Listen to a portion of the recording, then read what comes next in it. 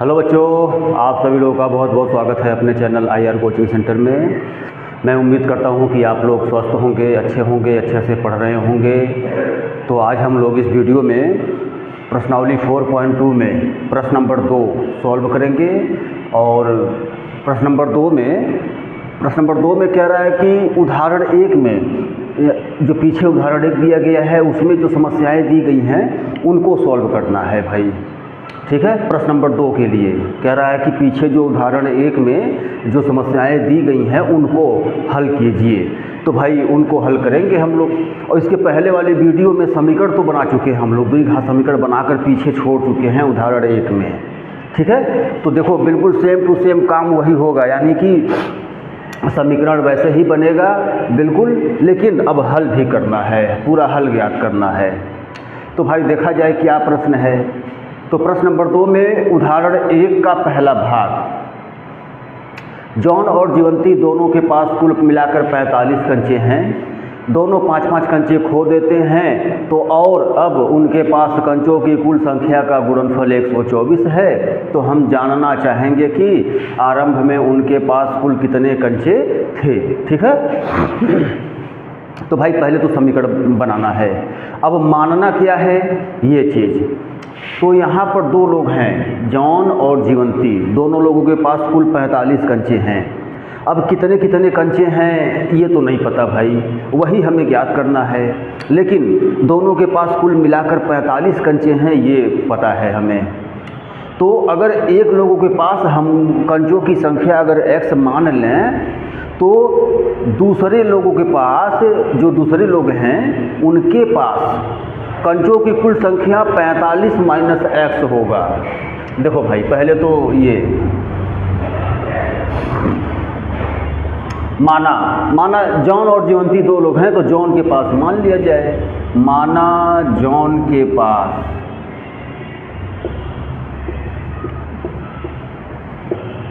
कुल कंचे बराबर x। ठीक है, कुल x कंचे हैं जॉन के पास, ये तो हम लोग अपने तरफ से मान लिए। तो अब जीवंती के पास,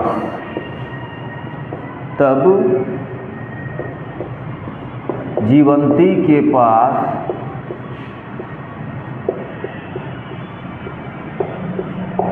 कुल कंचे बराबर 45 माइनस x होगा। 45 माइनस x कंचे, देख लो ये दोनों लोगों के पास हम लोग कंचे अलग अलग निकाल दिए। ठीक है, अब देखो जी, अब प्रश्नानुसार, अब प्रश्नानुसार क्या कह रहा है। कह रहा है कि दोनों 5-5 कंचे खो देते हैं, तो उनके पास कंचों की कुल संख्या का गुणनफल 124 है। भाई दोनों 5-5 कंचे खो देते हैं, तो देखो जी यहाँ से देखो ये जॉन के पास कुल कंचे x थे, इसमें से ये 5 माइनस कर दो, 5 कंचे खो गए। उसके बाद ये जीवंती के पास इतने कंचे थे, इसमें से भी 5 माइनस कर दो, ये भी 5 कंचे खो दी। तो अब इन दोनों का गुणनफल बराबर 124। देखो जी प्रश्न के अनुसार काम कर दिए हम लोग। 5-5 कंचे खोने के बाद दोनों के पास जितने कंचे बचे हैं उनका गुणनफल बराबर 124। ये है प्रश्न के अनुसार हम लोग काम किए हैं। बस अब इसी को आगे बढ़ जाए तो द्विघात समीकरण प्राप्त हो जाएगा। तो भाई ये काम किया जाए। पहले तो ये 45 में से 5 घटा 40। ठीक है, ठीक। उसके बाद अब आगे बढ़ रहे हैं हम लोग। ये हो गया जी 40x माइनस x² माइनस में 200 और प्लस में 5x। भाई बारी बारी से गुणा करना है। अब हमें द्विघात बनाना है, तो अब तो ये पता होना चाहिए आप लोगों को कि काम क्या करना है। अब देखो यहाँ भी जो है सजातीय पद को देखकर जोड़ घटाना किया जाए और पक्षांतर। तो सबसे पहले तो ये स्क्वायर वाला पद रखें। उसके बाद ये देखो 40 और 5 45x हुआ। ठीक, उसके बाद ये माइनस 200 तो इधर है ही, 124 का पक्षांतर लेफ्ट में करो। तो फिर वो भी देखो अब राइट में 0 बचा। उसके बाद फिर थोड़ा सा जोड़ घटाना,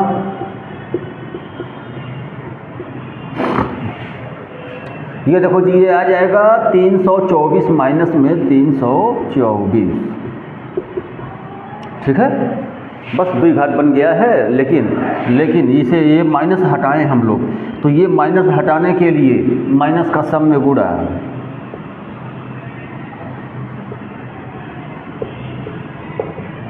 देखो जी माइनस का सम में गुणा कर दिए, यानी कि यहाँ पर द्विघात बन चुका है, ठीक है। अब मत पद तोड़कर खंड करना है, क्योंकि भाई हमें हल ज्ञात करना है पूरा, मतलब कि दोनों के पास कुल कितने कितने कंचे आरंभ में थे ये ज्ञात करना है। तो हल ज्ञात मतलब ये कि मत पद तोड़कर भाई गुणनखंड किया जाए। मत पद तोड़कर मतलब पीछे से हम लोग चलते ही आ रहे हैं, मत पद तोड़कर गुणनखंड कई क्वेश्चन में हम लोग कर चुके हैं। तो फिलहाल ये ऊपर का रफ कर दिया जा रहा है और हम लोग गुणनखंड यहाँ ऊपर करेंगे, तो ये जो है ऊपर का रफ कर दिया जा रहा है।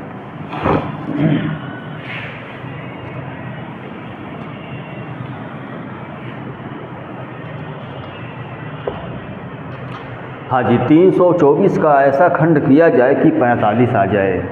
तो भाई जब ऐसी बड़ी संख्या अगर प्राप्त हो जाए तो हम साइड में अलग से ऐसे गुणनखंड करके चेक कर लेते हैं कि हमारा खंड कितने का बनेगा।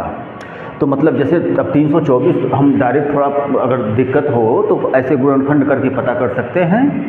देखो गुणनखंड करो, अभाज्य गुणनखंड, तो 2 एकम 2, 2 छके 12, 2 दूना 4। ये देखो ये फैक्टर तो आप लोगों को आ ही रहा होगा, फैक्टर तो ये आ ही रहा होगा। करो गुणनखंड, मतलब कि गुणनखंड हो गया तो हमें लाना है यहाँ पर मतलब 45 लाना है। जैसे हम बताए थे भाई खंड कैसे पता करते हैं, 45 लाना है। तो पहले हम लोग खंड पता कर लें, उसके बाद चिन्ह भी देख लेंगे कि कौन सा प्लस में कौन सा माइनस में या कैसे रहेगा। तो फिलहाल यहाँ 45 लाना है। तो अगर इसमें हम लोग 3 त्रिक का 9, 3 त्रिक का 9 दूना 18 दूना 36, 36 में 9 जोड़ देंगे तो 45 हो जाएगा, यानी कि 36 9 का ही खंड है जी। निकाल दिए हम लोग, 36 9 का खंड है। तो अब 36 9 का खंड है तो भाई खंड तो पता चल गया। अब चिन्ह भी देख लें हम लोग।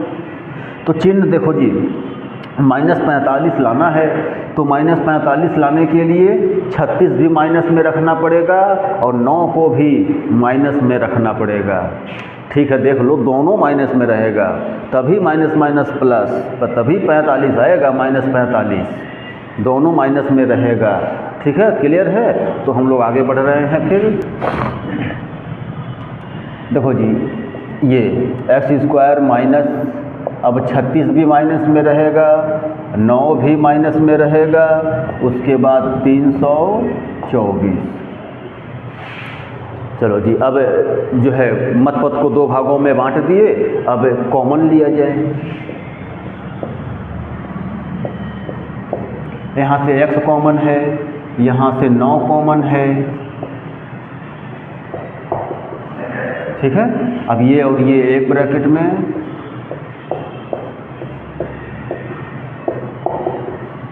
देखो हो गया गुणनखंड। अब बारी बारी से 0 ले लिया जाए। तो यहाँ से 36 आएगा प्लस में, यहाँ से 9 भी प्लस में आएगा।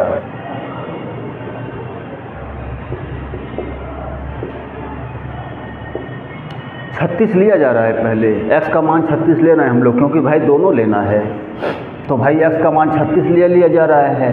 तो अर्थात जॉन के पास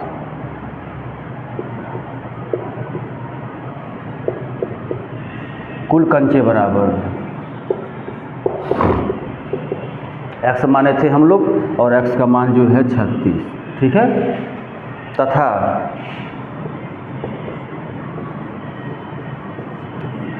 तथा जीवंती के पास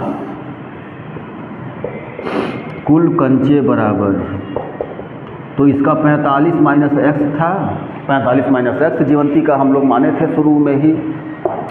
तो इसका 45 माइनस 36 बराबर 9। देखो जी, तब जीवंती के पास 9 कंचे हो गए। पुनः x बराबर अब के 9 ले लिया जाए, ठीक है। तो भाई x बराबर 9 लो, तो मतलब कि जॉन के पास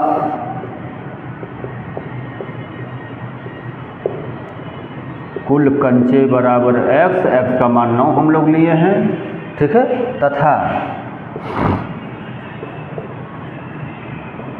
तथा जीवंती के पास कुल कंचे बराबर, तो भाई इसका तो 45 माइनस x है, तो 45 में से 9 घटा आ गया 36। देखो जी, तो बस देखो 36 9 या 9 36 ही आंसर है। तब अतः है 9 36। ये देखो जी, या 9 36 कहो या 36 9 कहो, बात बराबर ही है। जब जॉन के पास 9 कंचे होंगे तो जीवंती के पास 36 होंगे, और जब जॉन के पास 36 होंगे तो जीवंती के पास 9 कंचे होंगे। तो देख लो 36 9 या 9 36, ये आंसर है आप लोगों का इसमें। तो ये प्रश्न पूरा हुआ, यानी कि उदाहरण 1 का पहला भाग पूरा हुआ। अब उदाहरण 1 में ही दूसरा भाग भी है, उसे भी तब हम लोग सोल्व करें। तो भाई तभी से रब कर दिया जा रहा है। उदाहरण 1 का दूसरा भाग, और इसमें भी इस प्रश्न का भी हम लोग पीछे समीकरण बना चुके हैं, समीकरण बनाकर छोड़े थे। लेकिन इसमें अब देखो, इसमें समीकरण हम लोग फिर बना रहे हैं और उसे पूरा हल भी ज्ञात करेंगे, ठीक है ना। कह रहा है कि एक कुटीर उद्योग एक दिन में कुछ खिलौने निर्मित करता है, ठीक है। एक कुटीर उद्योग है, कुछ दिन में, मतलब कि एक दिन में कुछ खिलौने निर्मित करता है, मतलब सुबह से शाम तक कुछ खिलौने बनाता है। प्रत्येक खिलौने का मूल्य 55 में से एक दिन में निर्माण किए गए खिलौनों की संख्या को घटाने से प्राप्त होता है। मतलब यहाँ पर अब एक खिलौने का रेट भी बता दिया है, मूल्य, एक खिलौने का मूल्य भी बता दिया है, ठीक है ना। किसी एक दिन कुल निर्माण लागत 750 रुपये थी। अच्छा जी, एक दिन में जितने खिलौने बने हैं कुल पूंजी 750 रुपये लगा है, ये बता रहा है क्वेश्चन में कि भाई कुटीर उद्योग एक दिन में कुछ खिलौने बना रहा है, ठीक है, ये दिया है। उसके बाद एक खिलौने का मूल्य भी बता दिया है, ठीक। उसके बाद एक दिन में जितने खिलौने बन जाते हैं उन सब का पूंजी 750 रुपये लागत मूल्य भी बता दिया है, ठीक है। तो हम उस दिन निर्माण किए गए खिलौनों की संख्या ज्ञात करना चाहेंगे। भाई उस दिन कुल कितने खिलौने बने सुबह से शाम तक। तो भाई पहले वही मान लें हम लोग, माना उस दिन कुल x खिलौने बने, कुल x खिलौने का निर्माण हुआ, ठीक है ना। ये तो x खिलौने हम लोग कुल मान लिए। अब देखो जी, तब एक खिलौने का मूल्य बता दिया है, तब एक खिलौने का मूल्य। अब क्या बता रहा है भाई, 55 में से एक दिन में निर्माण किए गए खिलौने की संख्या को घटाने से प्राप्त संख्या के बराबर। तो भाई 55 में से ये एक दिन में निर्माण किए गए कुल खिलौनों की संख्या माइनस करना है। तो एक दिन में निर्माण किए गए कुल खिलौनों की संख्या x माने हैं, तो भाई देखो ये x मान लो, ये 55 माइनस x रुपये, एक खिलौने का मूल्य 55 माइनस x रुपये हुआ। अब हम लोग प्रश्नानुसार आ जाएं। प्रश्नानुसार क्या कह रहा है इसमें कह रहा है कि मतलब देखो क्या करना है प्रश्नानुसार। एक कुल इतने खिलौने बनते हैं और एक खिलौने का मूल्य 55 माइनस x रुपये है। तो अगर इन दोनों का गुणा कर दें तो ये 750 के बराबर हो जाएगा। बिल्कुल देख लो, मतलब एक दिन में कुल खिलौने बनते हैं, इतने खिलौने बनते हैं और एक खिलौने का मूल्य 55 माइनस x रुपये है। तो कुल खिलौने का मूल्य पता चल जाएगा हमें और वो 750 रुपये दिया है। देखो जी, ऐसे कुल खिलौनों की संख्या गुणे एक खिलौने का मूल्य तो बराबर कुल खिलौने का मूल्य। ठीक, तो ये हो गया प्रश्नानुसार। अब इसी को हम लोग आगे बढ़ें। तो यहाँ से देखो जी 55x माइनस में x स्क्वायर, और एक काम करो 750 का पक्षांतर भी कर दो इधर, क्योंकि हमें 750 को पक्षांतर करना ही पड़ेगा। उसके बाद थोड़ा जैसे स्टैंडर्ड फॉर्म होता है एक द्विघात समीकरण का, तो पहले ये माइनस x स्क्वायर वाला पद, उसके बाद ये 55x, उसके बाद ये 750।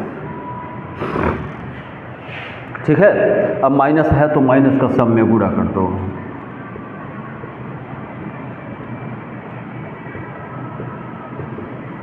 देखो जी, बन गया ठीक ठाक द्विघात समीकरण।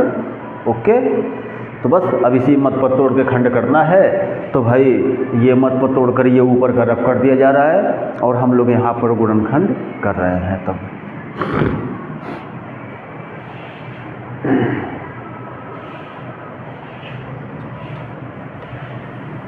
दोनों माइनस में, तो भाई ये दोनों यानी कि 30 भी माइनस में और 25 भी माइनस में, उसके बाद इधर 750, यहाँ से x कॉमन, यहाँ से 25 कॉमन। अब देखो जी, ये और ये एक ब्रैकेट में, ये और ये एक ब्रैकेट में, ठीक है ना। एक बार इससे 0, एक बार इससे 0, यहाँ से पक्षांतर करके जी आ जाएगा 30, यहाँ से पक्षांतर करके 25।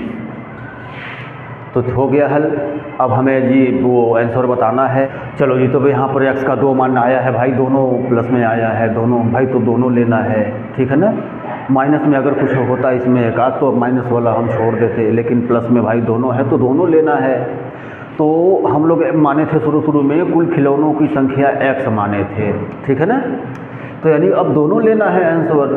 तो अब हम आंसर लिख दें यहाँ पर, अतः कुल खिलौनों की संख्या बराबर 30 या 25। देखो जी, ये प्रश्न ओके है, ठीक है, देख लो। तो अब रफ कर दिया जा रहा है और फिर उदाहरण, ये प्रश्न नंबर 2 ओके हुआ।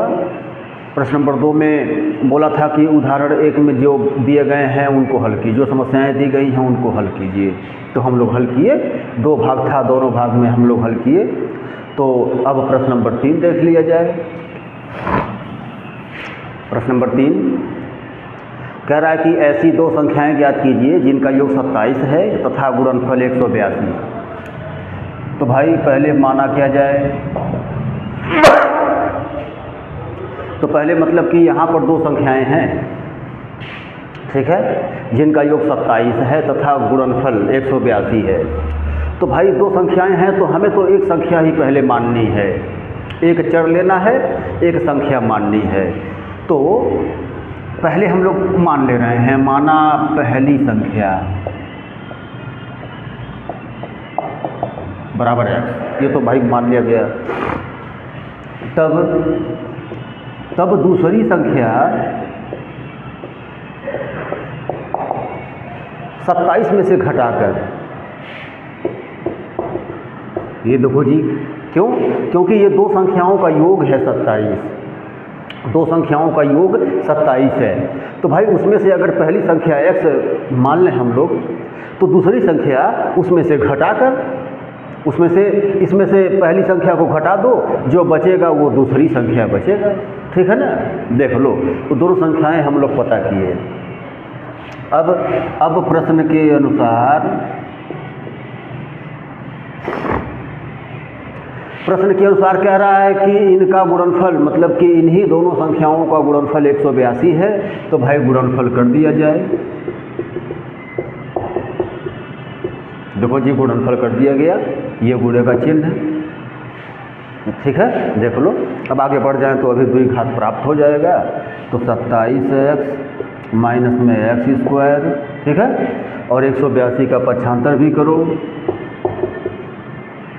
उसके बाद थोड़ा सेट कर दिया जाए, जैसे स्टैंडर्ड फॉर्म होता है एक द्विघात समीकरण का, पहले ये स्क्वायर वाला पद, फिर ये x वाला पद, फिर ये अचर पद, और पता चल रहा है भाई माइनस का भी गुणा किया जाए, ये वाला माइनस हटाने के लिए।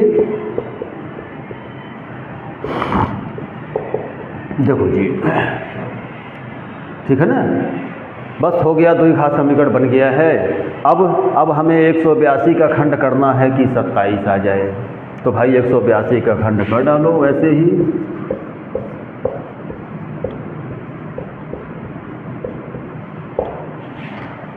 सत्ताईस लाना है, यानी कि 7 दूना 14 और ये रहा 13, यानी 14 और 13 का खंड। देखो जी, क्लियर पता चल गया। अब 14 भी माइनस में होगा, 13 भी माइनस में होगा, देख लो। तो 14 भी माइनस में, 13 भी माइनस में, बस अब कॉमन लिया जाए, तो यहाँ से x कॉमन है, यहाँ से 13 कॉमन है, ये दोनों एक ब्रैकेट में कर दें, ठीक है, बारी बारी से 0 ले लिया जाए।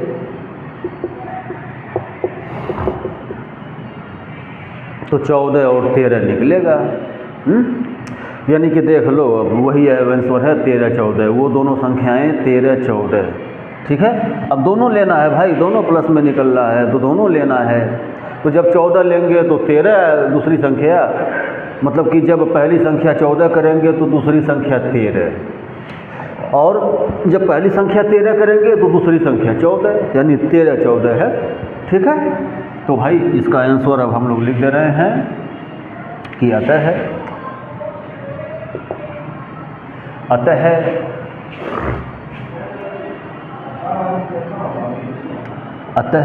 वह दोनों संख्याएं, अतः वह दोनों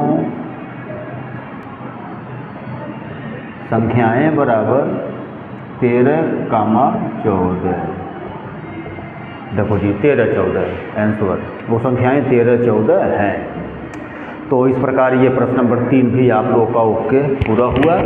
तो अब इस वीडियो में बस इतना ही रहने दिया जाए, और वीडियो अच्छी लगे तो वीडियो को लाइक करिए, शेयर करिए, सब्सक्राइब करिए, बेल आइकन दबाइए, और नए को जोड़िए IR कोचिंग सेंटर से। तो फिर इस वीडियो में बस इतना ही रहने दिया जा रहा है, और अब मिलते हैं अगले वीडियो में प्रश्न नंबर 4 5 और 6 के साथ, ठीक है ना।